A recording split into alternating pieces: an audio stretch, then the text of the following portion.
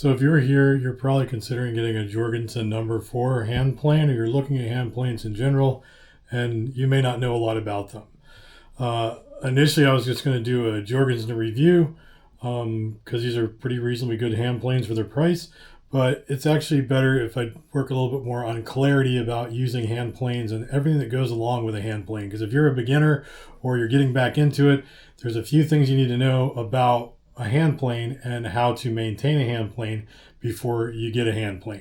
So we're going to go over the Jorgensen No.4. I did the Jorgensen low angle block plane in another video for a review, but we're going to start this one out by looking at hand planes and what you actually need, because I'm assuming that people who are looking at this are may or may not know a lot about hand planes.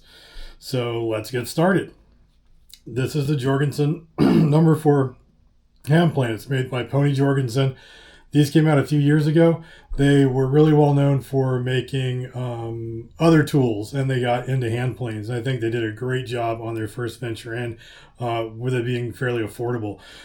This one is around $74 retail, but if you catch it on sale, it could be anywhere closer to $55. This guy here, I think, is about $30 or $32. So in essence, you can get a block plane and a No.4 smoother for a reasonably good price. Now, just a quick overview of hand planes and what they are. So a No.4, which is kind of confusing, or called a smoother plane, is this smaller plane here, and it is roughly, and the numbering is due to Stanley and their numbering conventions. So this is a No.4 from Jorgensen. It's 10 inches long. So if we look at a Stanley No.4, it is also just a little shy of 10 inches. And this is a Stanley No.4 smoother plane. So this hand plane here is a smoother plane. This one has a corrugated bottom, which they thought would reduce friction, but it really doesn't do that much to it. So corrugated or smooth, really personal choice. I kind of like the smooth ones better. It's a little bit easier when you're doing an angle instead of straight on. It gives you a little bit less friction. So the Jorgensen and the Stanley No.4, and we're talking about the Jorgensen No.4. And to give you a comparison, that's the size. The handle height is just a little bit easier for a large hand on the Jorgensen. A No.4 normally for somebody with a medium to medium large or large hand is going to grip it with 3 fingers down here, and then you're going to lay your finger over here. So the Jorgensen, I can get 4 in there, but it's a little cramped. I don't feel comfortable putting my pinky out here, so I use it in the same grip that I would use a Stanley. Now here's a Stanley, and the Stanley, I really can't get my other finger under here. It's going to come in contact with the plane. So I would have to use it like this, and it's a little bit tight for me. As far as the width of these go, the Stanley width is a little under 2.5 inches, and the Jorgensen, in comparison,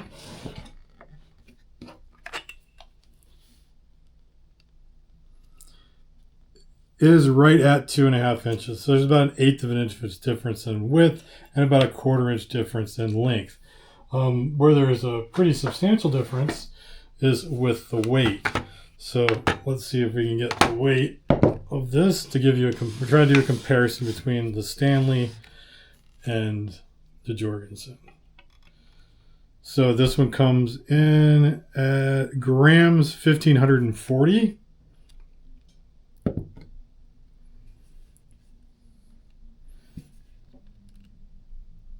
And the Jorgensen comes in at 1,910. And if we go to pounds, this is 4.2 pounds.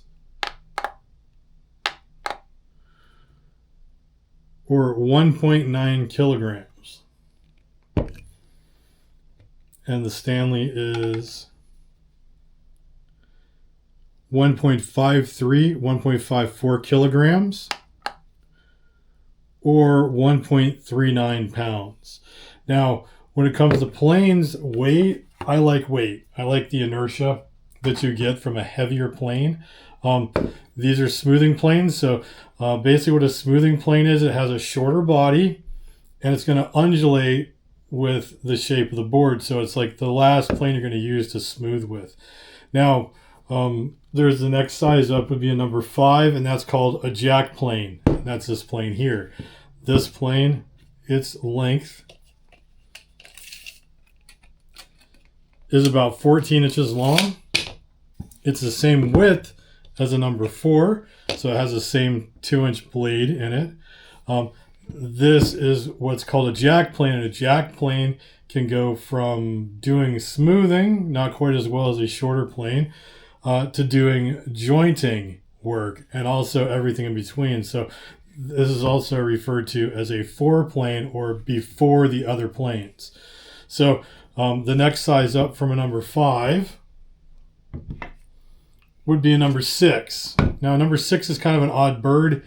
Usually people, when they get into a jointing plane or larger, they're going to go with not a 6. They're going to jump over from the 5, and they're going to jump up to a 7.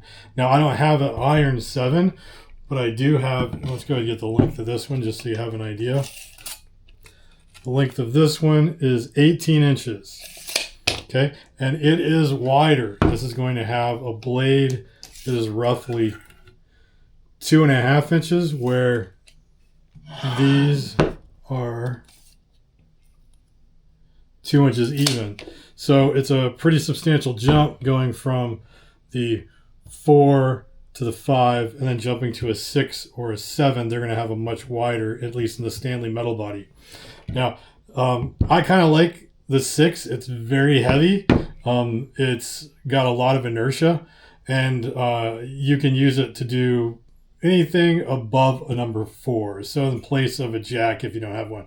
I'm setting one of these up for a shooting board because a 6, like I said, is kind of an odd bird, and you can find these relatively less expensive than you're going to find for, say, a number 5 or a number 4, which are more popular, or a number 7. So these number 6s sort of fall into the middle. A shooting board plane is a plane that you place on its side, and you have a shooting board, and you're going to square up the ends of boards. Like if you had cut this board and you hand cut it and then you want to square it up, you have a shooting board which has a stop that's directly at 90 degrees and a carriage for the plane to be on, and then you would slide this back and forth to bring this edge up even, to smooth this edge off. And I'll be making a shooting plane soon and converting this number 6 over to a shooting board for a shooting plane in future videos. So this is what's called a transitional plane, and this is has a metal body and metal operations just like these metal planes do, but it's on a wood carcass.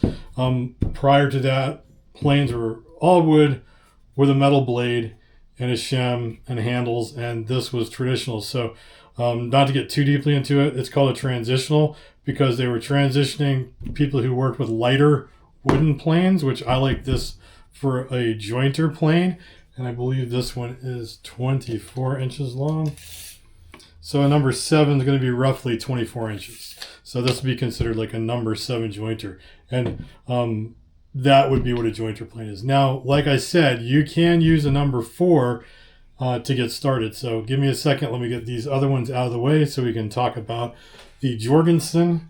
So we're talking about a number 4, and if you're considering getting into planes and working with it, this is a good choice. And this is a new manufacturer. It has a few differences from the standard Stanley No.4, which this is 100 years plus they were making planes just like this, and a lot of people still copy these, and you can find those today brand new that are in this style. When you buy antique planes, you run into the fact that you're going to possibly have to tune it or fet it. Fetting is a British term for fiddling around. So there could be a lot of things that are adjustable on this plane with all these types of planes. So you've got the cap iron that holds the blade and cap in place. And this, once you set this screw and set this tension for this to clamp it down, you're kind of good to go. You have the blade or the iron, and that is the part here with the bevel on it right here. And these are bevel down planes, and this is a 45-degree angle, and you have a bevel of 30 degrees roughly on these. I'll correct that if I'm wrong. I'm talking off the cuff right now. And you have a chip breaker. And so the chip breaker is when you're planing, that chip breaker helps to push the chips up and away without them getting bound up in the mouth. So this is the mouth here. So basically the blade protrudes from the mouth. This portion here is referred to as the frog.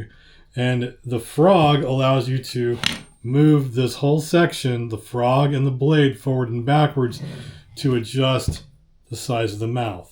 Okay, so you can move the frog back and forth to make the mouth smaller or larger. And you would do that for the purpose of the chip breaker helps you to prevent tear out. Like it's going to break the chip. So if you're going along planing and it picks up some grain, the front of the mouth and the blade are going to cut it, and the front of the mouth is going to hold it down, and then in hopes the chip breaker is going to break that and create the curl. So that's the purpose of the chip breaker in a bevel down plane. This here is the lateral adjustment, and this allows you to tilt. As you can see here, the blade is tilting back and forth when you go to set it up. This wheel is your depth adjustment wheel, and it works on this yoke down here. And that yoke is what, when it comes out away from the frog, it's pushing this little lever in this direction to push it down or pull it up. When you're going away, it depends on what year your plane is. Some of the older ones will run opposite.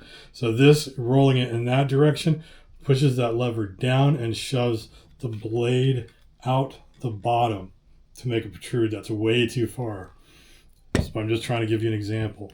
So if we roll this direction, it's going to draw it back in.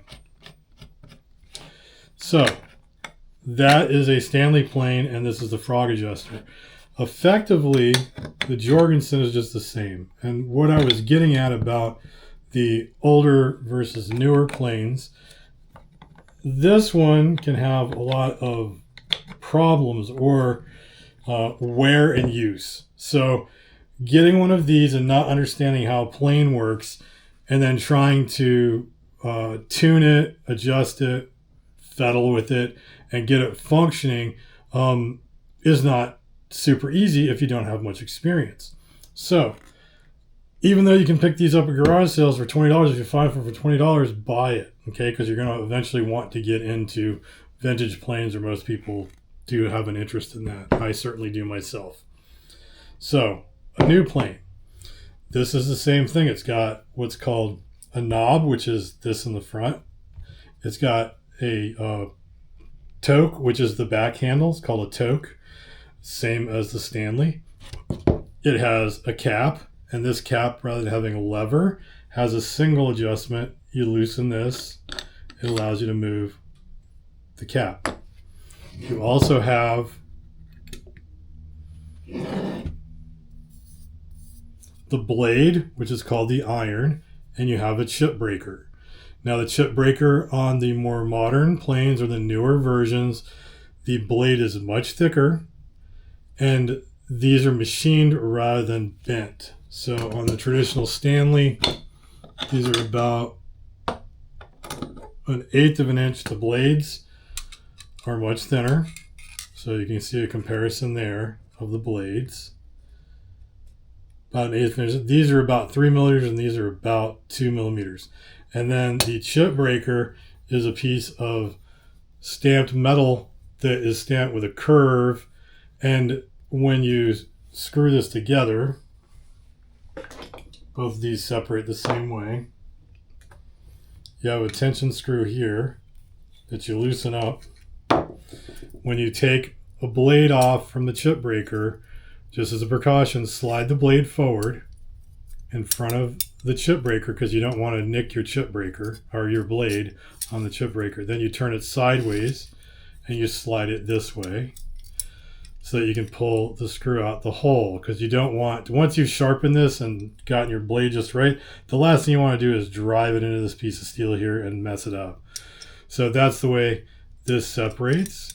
And then you do the same thing. You want to extend this past the beveled edge, rotate this into place, and then every plane's a little bit different, but you're going to want to put this up here anywhere from 1 to 3 to 5 millimeters, 4 or 5 millimeters away from the end, based on how you have your plane set up. And then you're going to tighten this screw here to tighten down the cap. So that's how the traditional Stanleys work. And then, like I said, it goes in bevel down. So the edge that we sharpen is going to go in the downward position when we put that back in. Same thing on these newer ones. So basically it's a straight piece of steel that has a small machining here at the end that gives that where it gives good contact. So it creates a spring out of the chip breaker, and this, the tension on this, gives pressure down right over the front of the blade. It has a much larger contact point too, compared to the traditional planes with the bent chip breakers. So this actually has a contact point or edge that's making contact that's about a little over 1/8 of an inch of contact there, or let's go with millimeters. So roughly contact of 4 millimeters, where this one has a contact of 1 millimeter. So you get much better contact. So you would remove the blade the same way. When we go to put this back on, we want to swing that chip breaker over the front. And then once you've got your plane tuned and set up, that's when you're going to determine how far this chip breaker should be from the end. So we're going to get that lined up.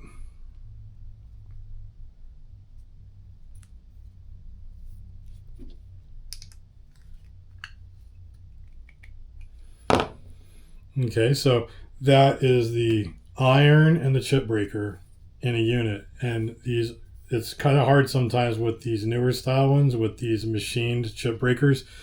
Just when you look at it, the screw is going to go down because the chip breaker is what contains the screw. This slot here is the one that helps with the adjustment of pushing it forward and back, and that's this right here. So when you go to put this in, the screw goes into this cavity.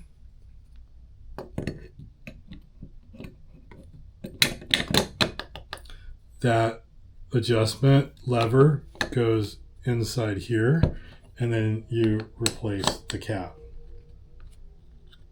And this one, you just turn this until you get the tension that you want. So the tighter you make this, the harder it is to adjust the depth of the blade with this turning. The lighter you make it, the more likely it is after you adjust it that it might get knocked out of the position you adjusted to.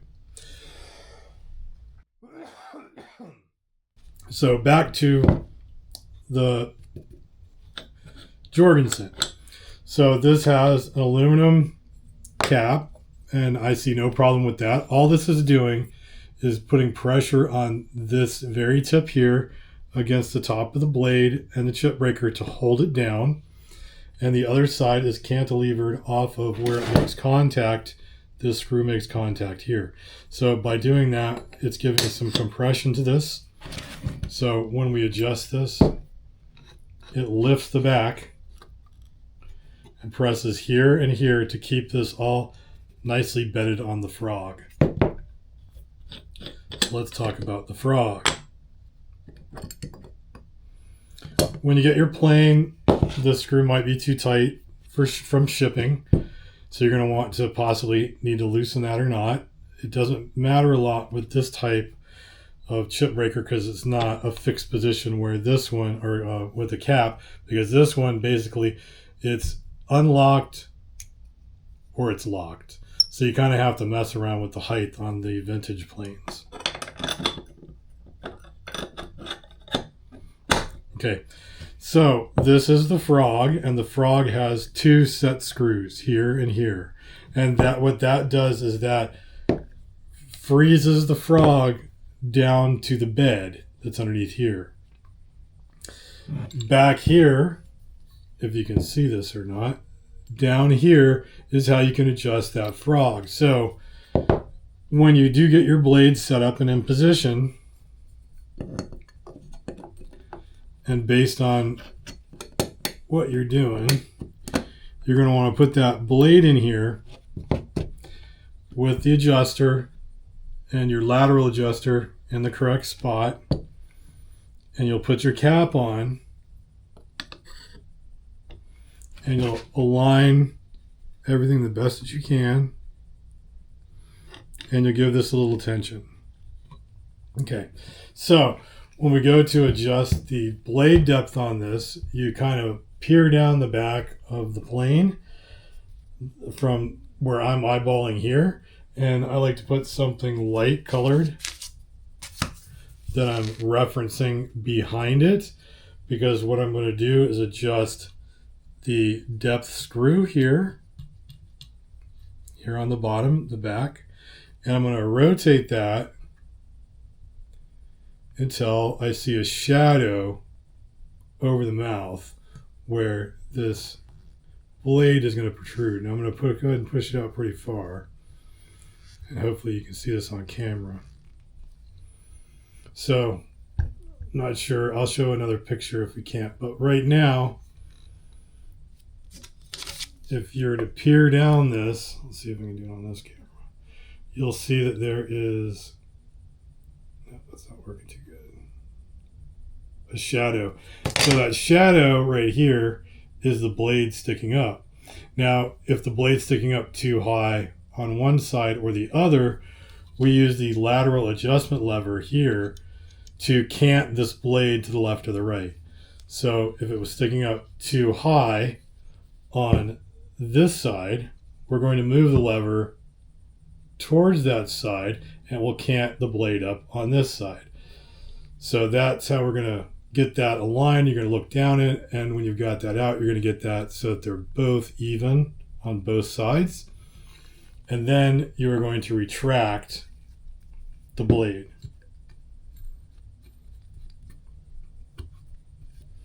So we're going to roll that blade back out so it's not protruding.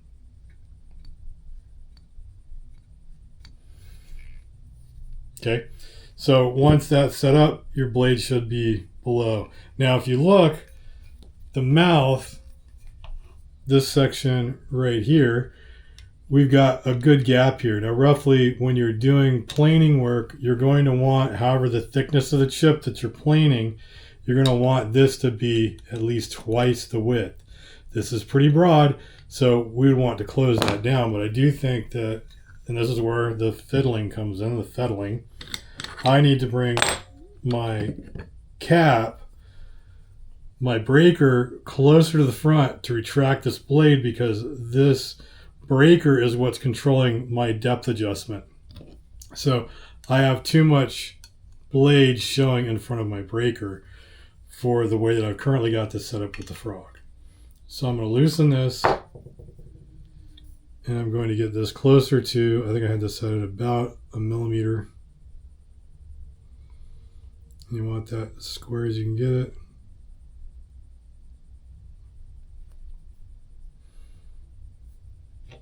And then I'm going to tighten this down. So that's now tight. We can go back into here with it. And so if I'm pushing on this, my blade's not engaged, would be cutting into my mat. So that's about where I had this one set up before. Now, and then when I go to extend it, this blade, as I extend it, it's going to move this blade forward, and as this blade moves forward, it's going to move at that same angle, and it's going to move towards the front and down. So it's going to extend out the bottom.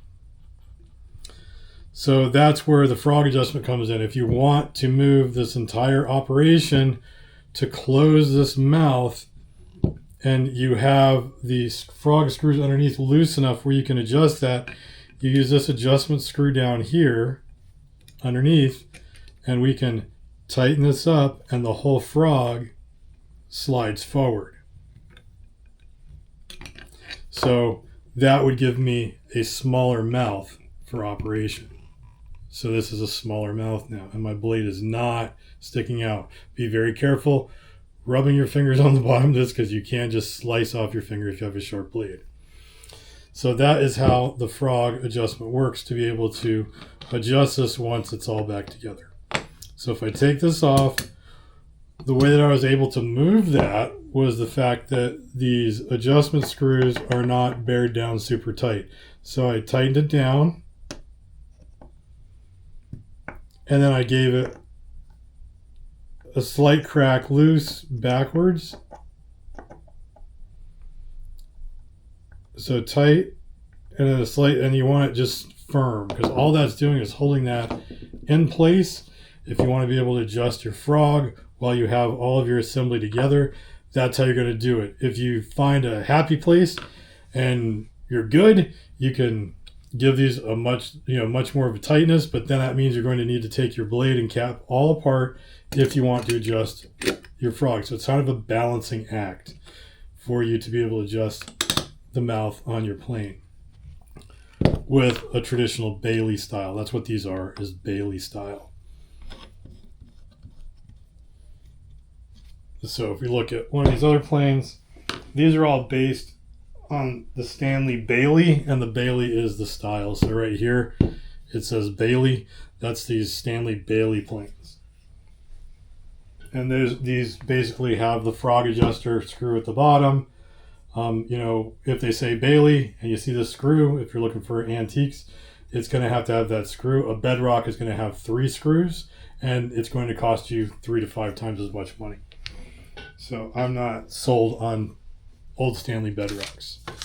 So a lot of people talk about the flatness of the bottom. These planes are ductile iron, cast ductile iron. These antique planes are straight up cast iron. Cast iron, when they cast it and they machine it, it can move. So it can actually distort over time. These can as well, but ductile iron is considered much more stable and solid. And if I had a square, a lot of people are going to show you that they're going to put a straight edge on the bottom to see if it's straight all the way across. And these are machined very well from what I've seen. I haven't had a single one. I bought 2 of these and the other 2 that I have. And also, they're straight along here too. You can go out of your mind getting these, glass flat, but that's not necessary. Also, if you're not going to use this as a plane for a shooting board where you're actually relying on this being 90 to the cheek, then there's no reason that this is going to be 90 to the cheek. On this old Stanley Bailey that I'm going to be using for a shooting plane, is this the one? It's either this or the other one. One of my cheeks is 90 to the bottom. The other one is not. I've got 2 number 6s. On the other number 6, the other side is 90 to the bottom, and this one is not. So if you're right-handed, you're gonna do a shooting board right-handed, you're gonna want to find a plane that is 90 degrees on the right, since you're right-handed, to the bottom. So 90 degree here and here. So as long as those are 90, it'll work as a shooting board. The bottom of this and this. Doesn't matter what this side is. If you're left-handed and going to use it for a left-handed shooting board, you'd want that one to be 90. So the one that's down to the ground to be 90. So as far as people saying, oh, it's not 90 to the cheeks are not 90 degrees to the flat bottom, it's only important under very small circumstances. So these come with hardwood handles, just like the Baileys. The Baileys came with rosewood, They also had birch at different times, and but rosewood was the traditional, and they had brass fittings. These are stainless steel. You've got O1 tool steel for the blade, where the traditional Stanleys and olders came with a bunch of different types of steel. They may have had O1, but doubtful. Most of the time it was a high carbon steel, depending on where they were able to obtain it, like a 1085 or a 1090, 1095. And then these are O1. And O1, the difference between O1 and the high carbon steels that are the 10s, 1095, 10, those basically, that just tells you how much carbon is in there. The O1s are a set amount, and they also put some other components in it that give it higher wear resistance. So O1 tool steel is going to have better wear resistance than a high carbon, just a base high carbon steel, like the old Stanleys and the replacement blades. But we could go down a rabbit hole with steel, and that just know that O1 is a good steel. So based on that, this is pretty easy to set up. If you were looking to get into hand working, this is I like this. This is recommended. I mean, for this and this, you're in it for $100. And this is the low angle block plane. Please look at the review on that. And its mouth adjustment is much easier. And you know, if they made a number 4 low angle just for adjustment's sake, I would recommend the low angle number 4, but they don't make one.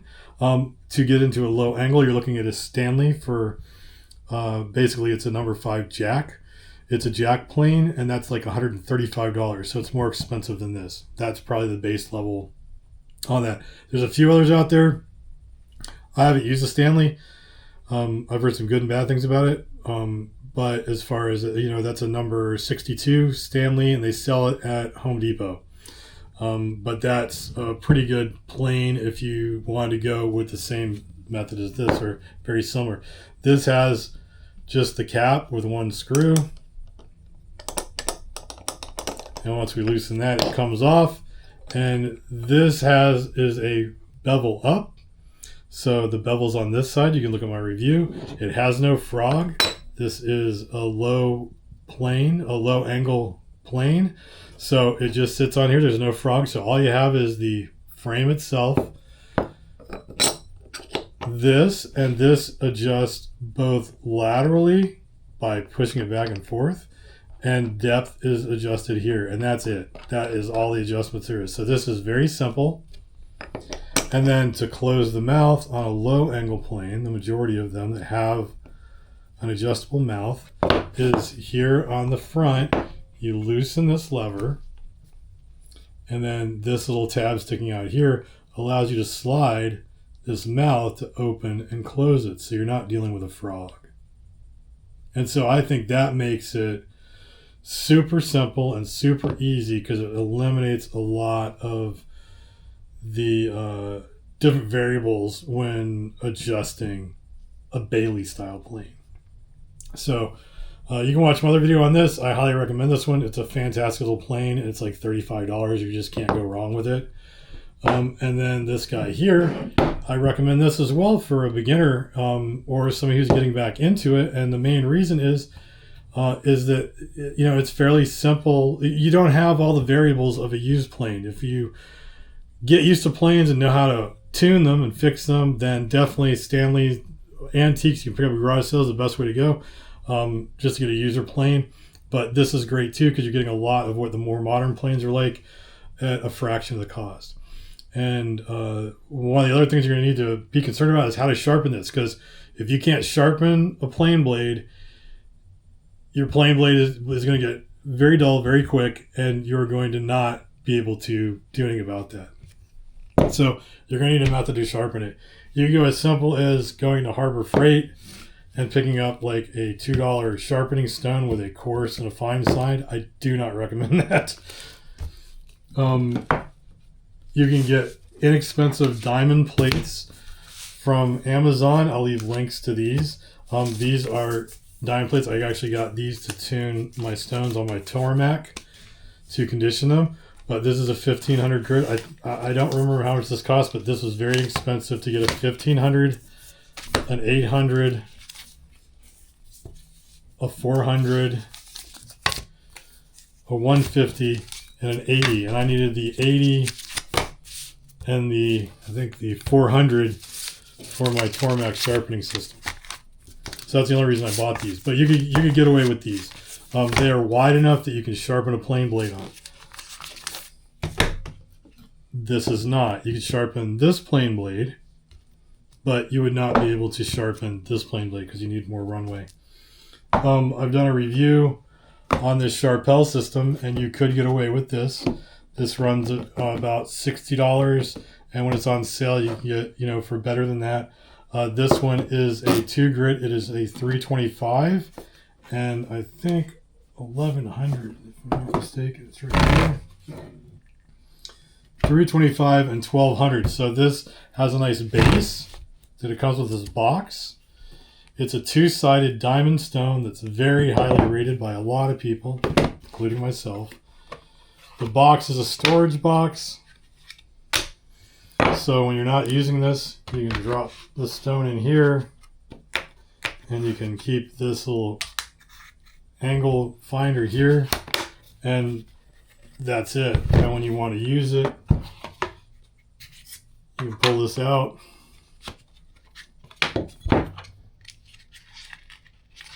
The angles on here are 17, 20, 25, and 14. I do not suggest using this for trying to sharpen a plane. So you're going to need a way to sharpen, and this one will do it. It's got the 2 grits that you need.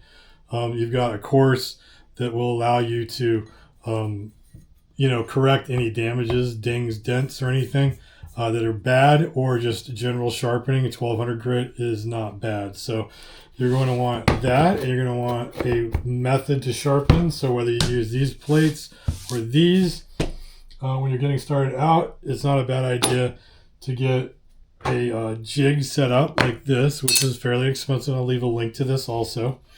I'm going to be doing a review on this one. Basically, this allows you to set this up to sharpen a plane blade. So let's go ahead and take this. But you're going to need to be able to sharpen.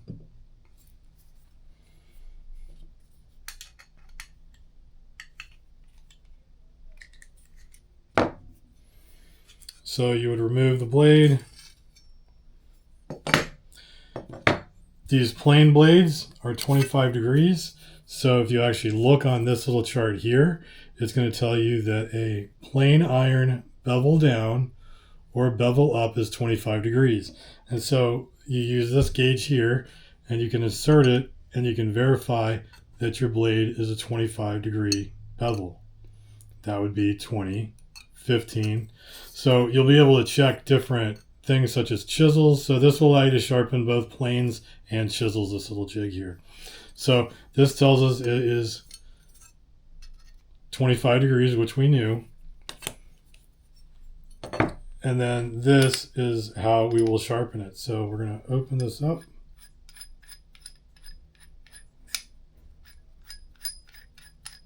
And this is called a projection method of setting up sharpening.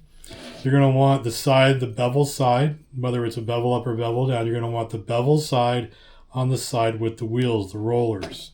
Okay, so we're going to go ahead and we're going to place this in here so it fits on those shoulders in there, and we're going to tighten this up, and not completely. And the way this works in projection is this is set up to work with these wheels, and you want to set this to the 25, which is here. So we're going to loosen this up. And so basically when we match this line here and we match this way, you tighten this down. You want to have this hanging off the edge of your bench. I don't know if you can see that, but I pull it off the side of the bench. We're going to do it this way so you can see it. So you're going to want this elevated And once we get this lined up with the 25 degrees, this is the depth. You can take this off of here. You're going to tighten this down. You want to make sure that those shoulders are seated in these notches here at the bottom. So once that's tightened up, this is now set for 25 degrees. And that's what we want to sharpen this. So this makes it so much easier because now this is set. You've got your angle. It's all set up. And all you're going to be doing is going back and forth. So it's so much easier when you actually have, and you can see here, we're catching both here at the back and at the front. So that is 25 degrees. This was probably sharpened on a round stone. So it has a concave grind to it. And this is going to give us a flat grind. So basically sharpening, you're just going to go back and forth on this until you create a burr, which means it's something little you can feel on this edge. So you're going to just go back and forth, back and forth, back and forth until you create a burr. And if you need to, right here on the back, you can lay this on its side. And all we need to do is get where the two parts meet is where you need it to be sharp. So you don't even have to go completely flat. You can actually raise it up just a tiny bit and give it a micro bevel. Just do that. That's all you need. So this system makes it so easy to sharpen that it's effectively foolproof. So those are my recommendations for if you want to get into planes. You're going to need something to sharpen on. You're going to need a system to sharpen, whether it's this or stones. But I highly recommend a gauge of some sort, and I'll leave affiliate links for all these things if you're thinking about that. And I've tuned this plane up. Let's go ahead and give this a quick little, sharpen, and I will show you how we set that up, because it started out as a review. So you're just going to hold. This is all you have to do to sharpen this.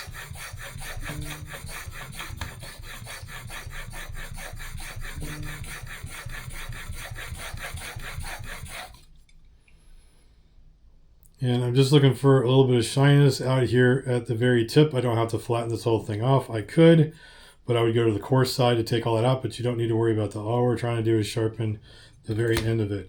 Now, on a plain blade, if you keep it completely straight, it's not going to have any camber. Camber is a slight curvature to the right and left side. If you don't put a little bit of a camber on it, it can dig in. This is a smoothing plane or a finishing plane, so you do want a little bit of camber. All you have to do is put weight on this side and not the other side, and do a few strokes.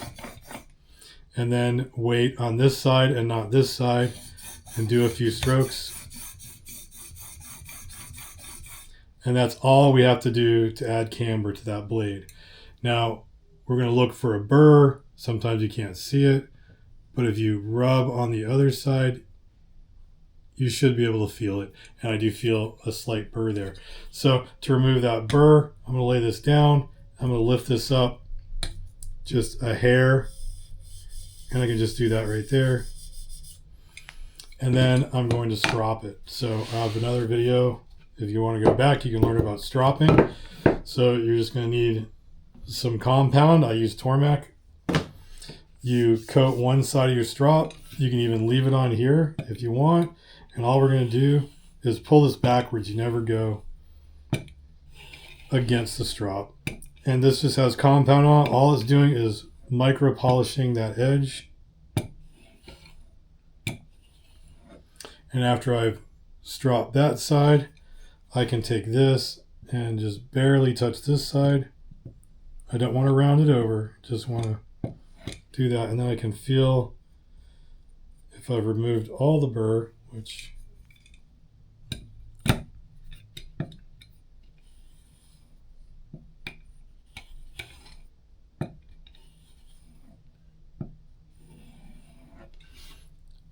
and we have, and I don't know if you can see it or not, but there's now just these two corners are slightly raised, so we have that camber we were looking for. And we can take this out.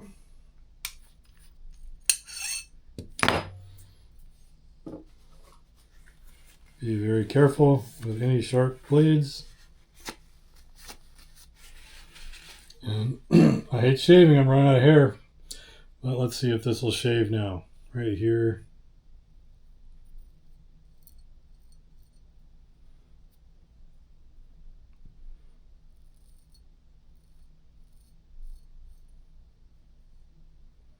So that's shaving sharp in just a few seconds. It doesn't take very long to sharpen a plane blade. All right. So now we're going to put this back into the plane, and we're going to go and show you how nicely this plane can work. So once again, you want to put the screw over here. You want to make sure you are beyond the chip breaker so that the chip breaker is not touching the end of your blade. And I had this one set up at roughly about 1 millimeter showing.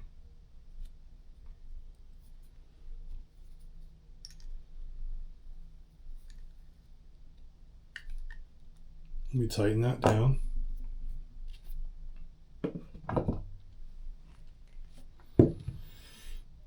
This is going to be with that screw because this is the iron or the blade right here with the screw.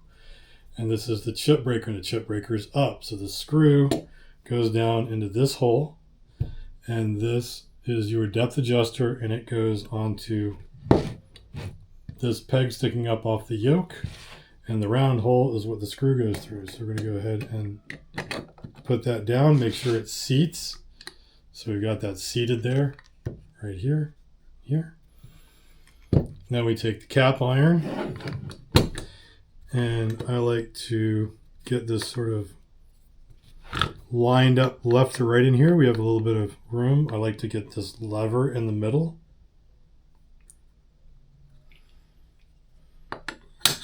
Go ahead and line this up so it is square.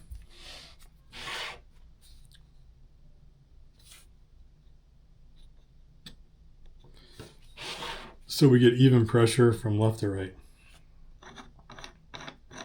We tighten this until we have some friction. That should be enough to hold everything in place. We are backed out as far as it will go. I'm going to move that frog back just a little bit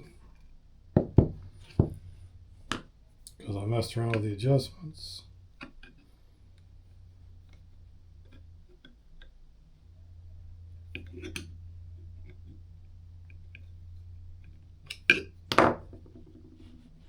Okay, so the reason I moved my frog back a bit, I was almost at the end of my depth adjustment where it was about to bind here, but it's not quite touching. So that meant that I can't really pull this blade any further up. So what I did was I pulled the frog back. So I moved the whole unit back, which raised the blade up slightly. It's sitting on an angle. The frog is sitting on an angle. It's not sitting flat on this. It's sitting a bit of an angle. So by backing that up, I'm moving that down. All right, so that seems to be good. I'm not catching my mat, so I know that I am pulled all the way back. Now, there is backlash. There's backlash in every plane until you get into this very, very, very expensive planes. Now, what backlash is the fact that this is not adjusting while I spin this cap. As I spin this cap, it has to roll back about 2 turns before it starts to catch and control that yoke. Have to go the other way before it controls the yoke. Now you can see the yoke moving, but we've also got backlash in that slot that's in the blade. So that yoke has to make contact and then push it forward, make contact and push it back.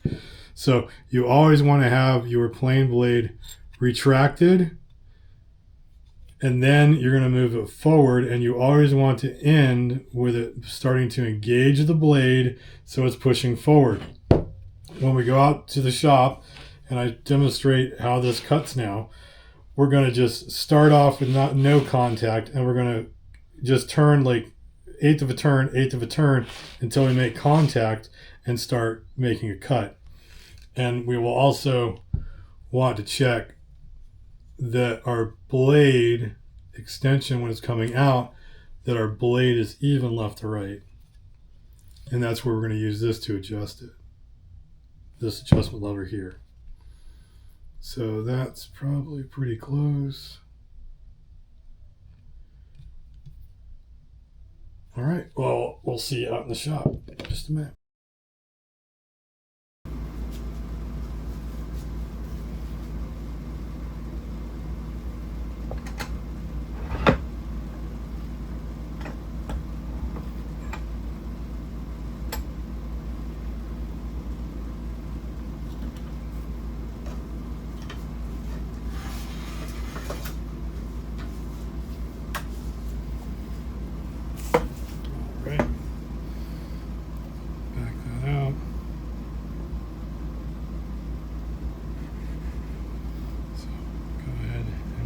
To where it makes contact. So we're adjusting the lever until it starts to make contact.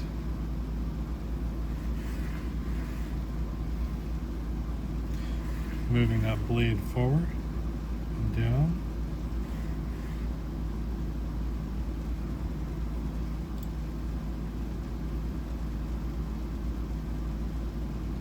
So anytime we back it off, we want to go all the way till we hit. We don't want to try and use it at that point.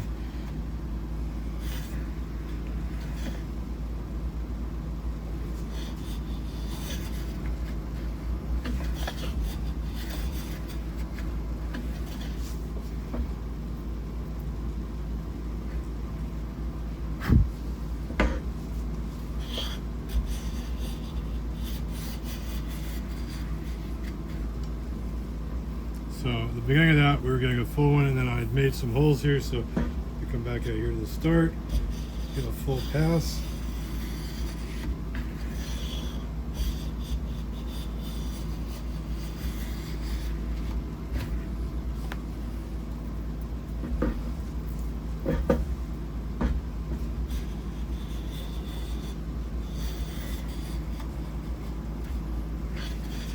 Doing very, very thin shavings.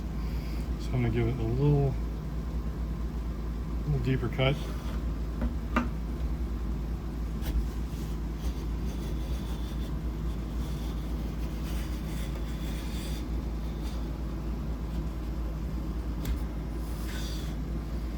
So that was a deeper than normal cut. As you can see that our camber is adjusted well. We're getting the full width of the board with a cut, and this is with the Jorgensen. So let me bring it back up and we'll try to get like a whispery, skinny shaving.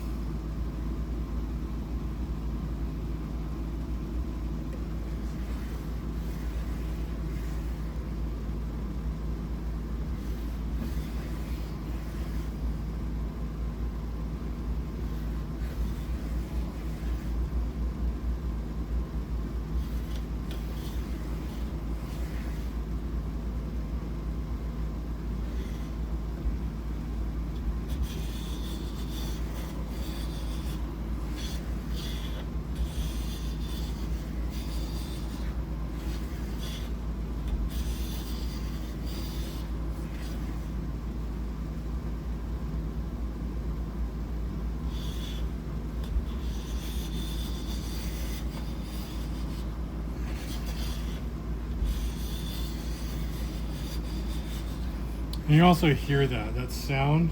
That's the sound you're looking for.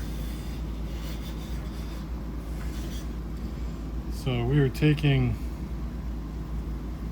full width shavings, super thin, on some oak.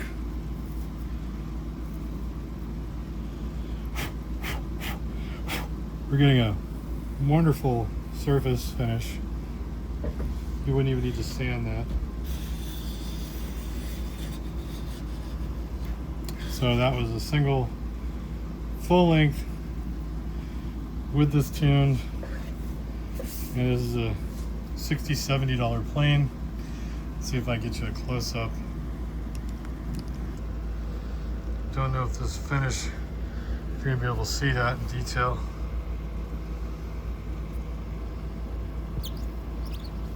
But with a bargain plane,